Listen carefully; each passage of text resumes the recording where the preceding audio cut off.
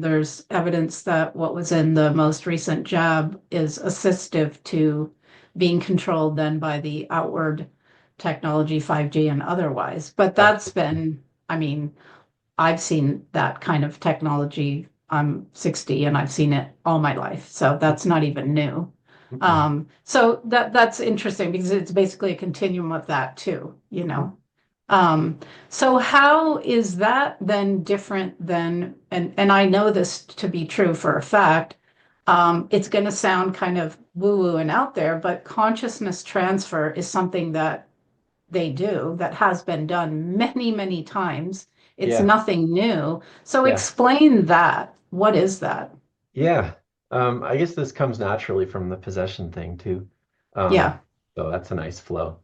Um, Consciousness transfer is when your entire vantage point as a person is moved to another person, to another location.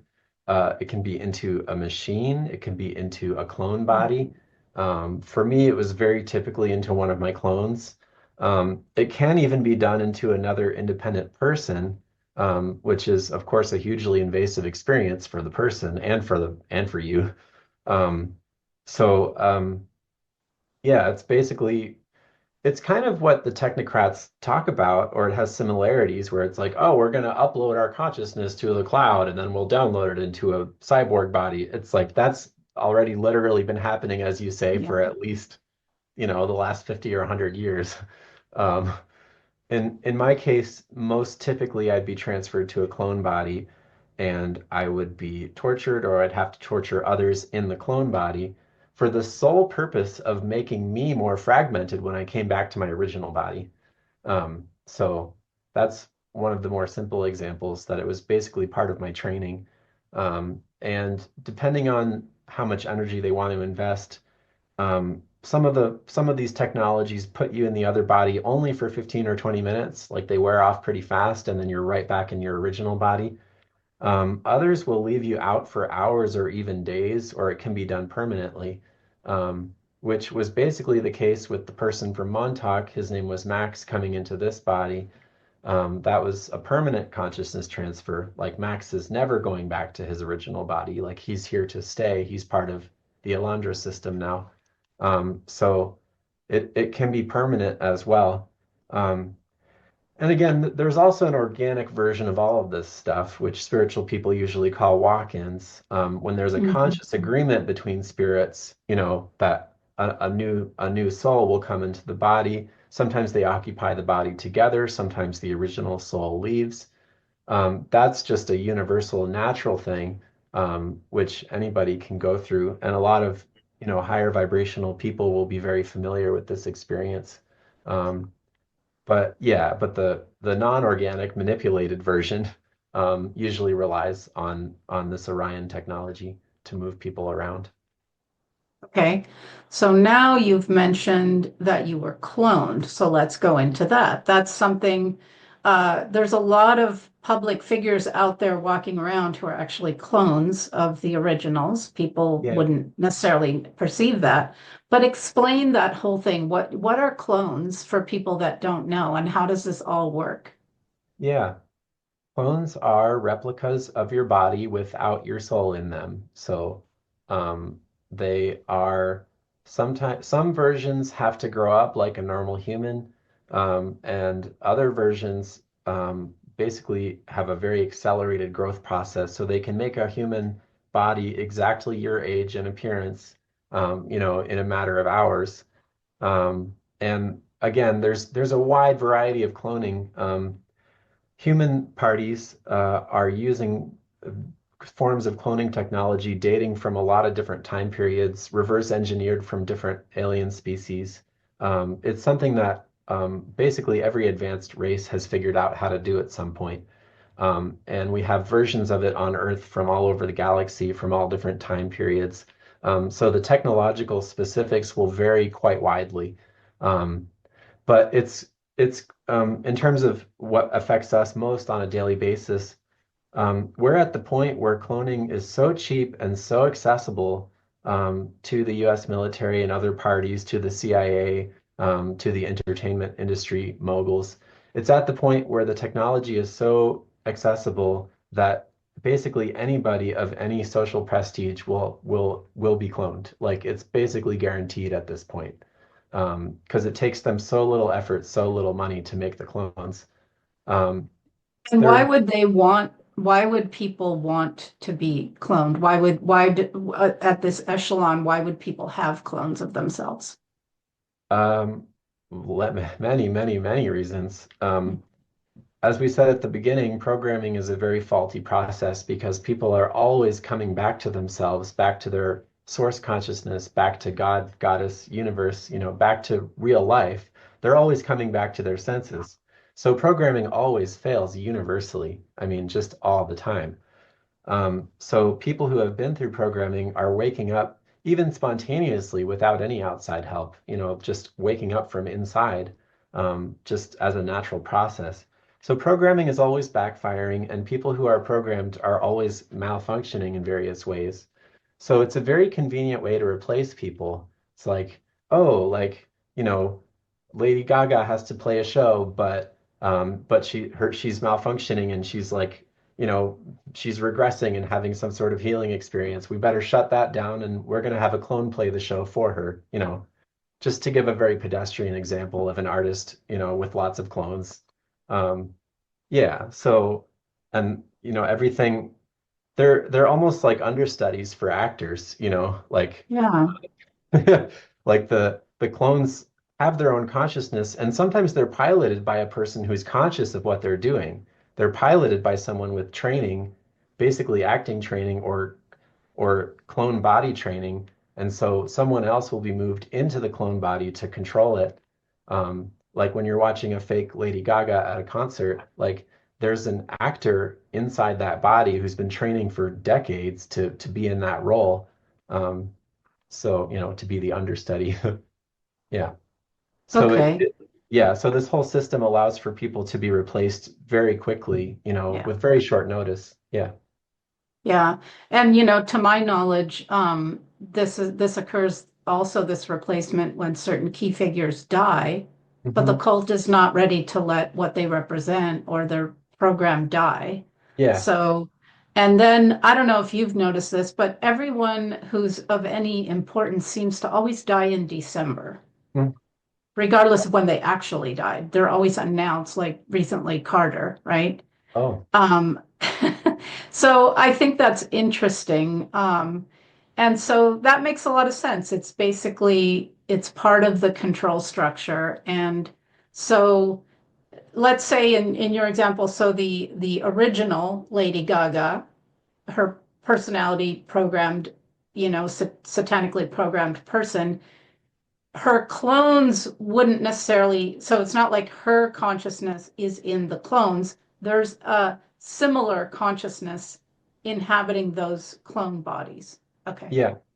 Yeah, it's very, very hard for one person to control multiple bodies. We're not designed for that. We're designed to have one body. So, there are some who can do it to a limited extent. I mean, I was one of those people, and the cult really valued me for that because I could actually have two or three people functional at the same time using my own mind, which was considered very unusual. It's a horrible experience.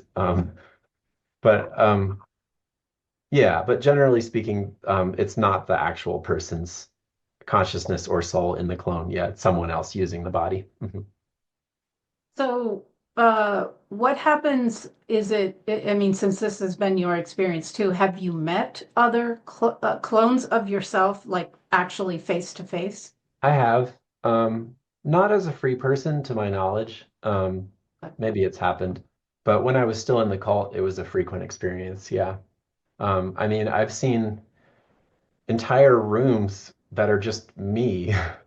Um, Wow. like, yeah, which is a freaky experience. Um, but yeah, I've definitely had that one. Okay. And with cloning, I mean, and this technology, like we've said, has existed for a long time. They basically can take a cell from your body and grow it into a replica of you and do it so quickly that they can match your age, just everything about you, right? Yeah. Okay. And for bloodline people, they will have copies held cryogenically of your parents' of genetic material. They're your father's sperm and your mother's eggs. Like they will have all these things preserved. So not it's not only clones, it's also like literal siblings. I mean, in my case, my genetic material is still being held and still being used to make more people. So there's a tremendous amount of artificial fertilization going on as well, which bears mentioning. Yeah. Yeah, when I was, like I said earlier, when I was reading Zvali's part one autobiography, I mean, she talks about having been literally created, genetically, along with, I think she was a triplet, so along with other versions of herself, and then implanted into a woman to give birth, and then, they usually kill that person, and then the Jesuit fathers, which are male and female, become her parents and all that. So Hmm. that is something that has also gone on for a long time where, people are genetically created and then implanted, into someone's uterus for, again, very specific purposes. Even the timing of the pregnancy of the birth is exact. So this is a huge, so we have like a snippet of, ooh, genetics has evolved. No, this has been going on for a long time. Hmm. And they make like in the case of triplets, and I worked with someone who was created underground and, implanted and had three, they were triplets, identical. And the purpose seemed to be to replace, to either have them in different, to replace one with the other. So if the person is important, especially as children, then they kind of put one in, take one out, to give them a rest or whatnot. And I don't know if you have any other thoughts on why they create multiple versions just from the get-go. There are some genetics that they're quite obsessed with. Um, the cult people are, among other things, very racist. Um, and they have very advanced eugenics programs to isolate specific genetic types and reproduce as many of those as possible. Um, in my case, I had a twin brother, and uh, I'd really like to be honoring him more in my speaking, so I'm glad to bring it up. The triplets made me think of it. My twin brother was never given a normal civilian life. Like he never got a birth certificate, as far as I'm aware. He was kept entirely in a cult context and didn't go to school, didn't have like the normal upbringing things in society. Um, so that was like a pain point for many, many years for me. Just knowing he was there and but not being allowed to acknowledge him. I was torture trained to mostly believe that I never had a brother. I had to deny him. And he was used as a kind of voodoo doll against me. They would do a lot of targeting of me spiritually and sometimes physically through him. So it was a very sadistic, complex, relationship. Um, I've been feeling much more in my body since he passed. He passed at a similar time to my dad around 2019. And I I miss him, but he's also with me in spirit form now, so he is present with me, and it's a much better relationship than it was when he was in a body. Um, but yeah, they will try to have twins and triplets and as many copies of the person, as many related bodies to that body as they can get away with. Yeah. Yeah. And I just want to quickly sort of touch on something you said that also helps people kind of understand this because I've had it, and it's to have the front life, right? Mm. Like people will say, but how could you, but you were in school, but you had a normal, yeah, I had this front life, this normal life of, financially quite privileged actually with private schools and this and this and this.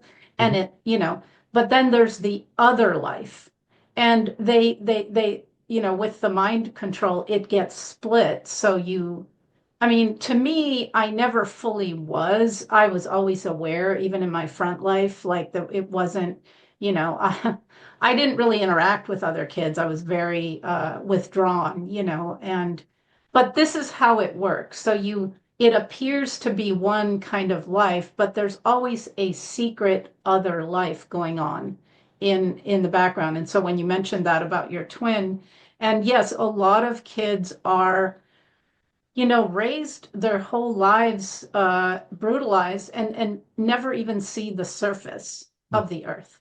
They're Mhm. they're always under the ground and they're used for all kinds of things, including breeding. So there's breeders that never see or experience a quote normal human life. Yeah. It's a really sick and twisted reality, and there's so much under the ground. So I don't know if you want to speak to that for a minute. Yeah. So a lot of cult survivors have this experience that you're talking about where, yeah, they have this double life and triple life.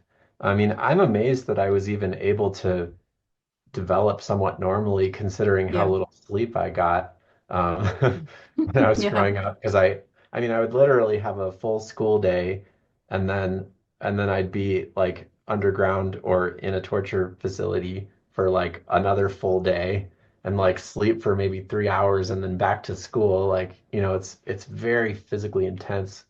Um, I mean, I have genetic enhancements that help to make that possible. I'm hybridized with various ET races, and I was hopped up on a lot of drugs. So, that kind of made it work physically, but I'm so grateful I'm as healthy as I am, because it really defies logic. And I think my higher dimensional friends have had a lot to do with that, Yeah. just helping to sustain this body. Um, Yeah. uh, Kind of drifted away from the initial thing.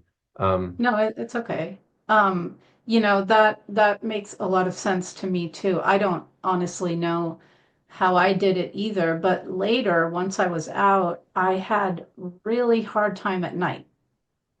No surprise there. I couldn't sleep. I was hyper vigilant. I was scared to death. I was having panic attacks. And it's something that I say, well, I got to keep the physical resilience and strength of my body. I don't get sick. I heal immediately from things. mm, Um, there's an endurance, that is not normal. mm, And I think we develop these, I don't know, strengths or abilities because we literally have to.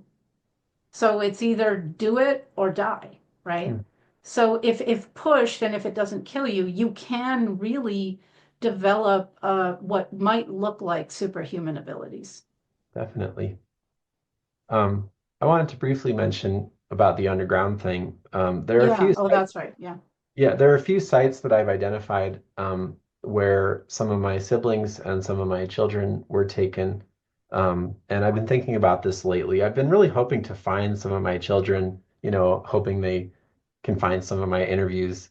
I don't know how they would actually realize the connection, and be aware that they were my children, but it could happen.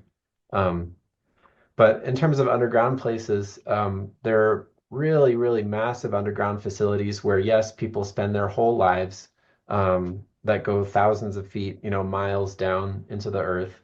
Some of the bigger ones that I'm aware of are, around Colorado Springs in Colorado.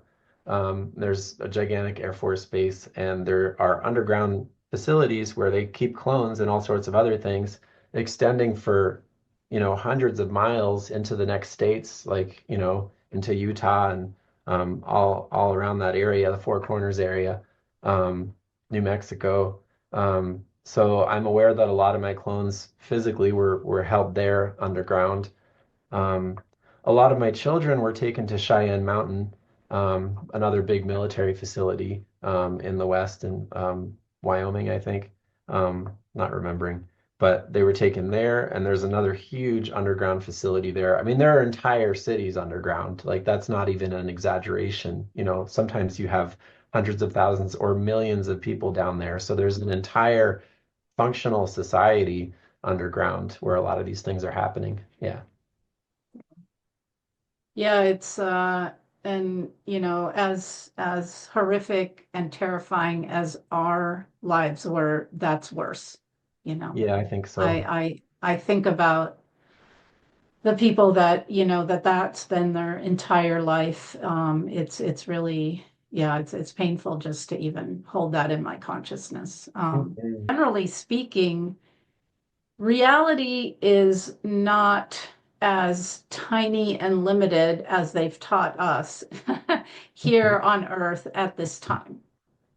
I mean, just this whole interview has shown that there's a whole other, there's so much more, and we have been so devolved and so our consciousness so constricted that, we're just unaware of all this other stuff. But the ones that run this planet, the cult, they are aware. Mhm. They have so much. That's what they call a cult. It just means hidden knowledge. They have so much knowledge and they keep it from us. But it is ours to know and to understand. And I think that's where we're heading.